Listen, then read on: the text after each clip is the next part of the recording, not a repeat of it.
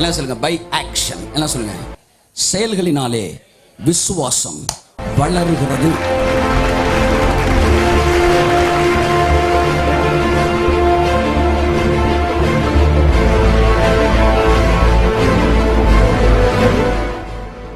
உங்கள் விசுவாசம் தேவனுடைய வார்த்தையின் மீது இருப்பதாக.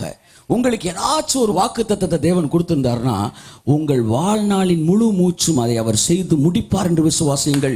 கர்த்தர் கட்டாயம் உங்கள் வாழ்க்கையில் அதை செய்து முடிப்பார். ஆமென், ஹல்லேலூயா.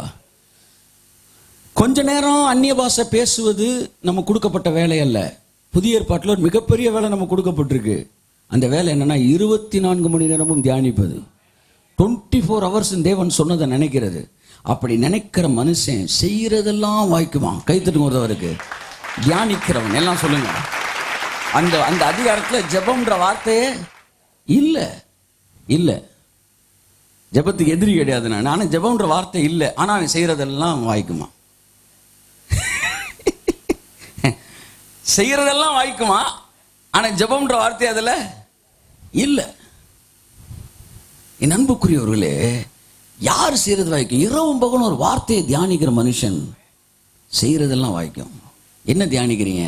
நாம் அனுபவிப்பதற்கு சகலவித நன்மைகளையும் சம்பூர்ணமாய் தருகிற தேவன். எல்லாம் சொல்லுங்க, சம்பூர்ணமாய் தருகிற தேவன், சம்பூர்ணமாய் தருகிற தேவன்.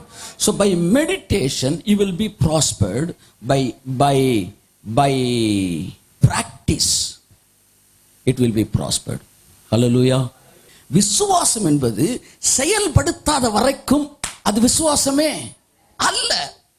அல்ல. Faith must be practiced. Practiced. Hallelujah. காலை யோர்தான் மீது வையினார் கர்த்தர். அது கரை புரண்டு ஓடிக்கிட்டு இருக்கு. ஐயா பிரிக்கட்டும். மோசே கையை நின்றார். பிரிஞ்ச பிறகுதான் உள்ள வந்தோம்.